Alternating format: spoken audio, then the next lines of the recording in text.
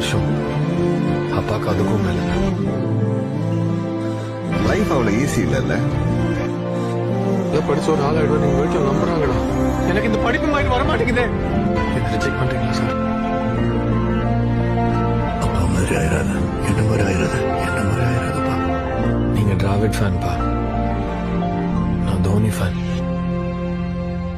எவ்வளவு rejection failure face பண்ணாலும் try பண்ணிக்கிட்டே இருப்பேன், உழைச்சிக்கிட்டே இருப்பேன். நம்ம ஏரியாலே வீடு வாங்கணும், உனக்கு அதான ஆசை.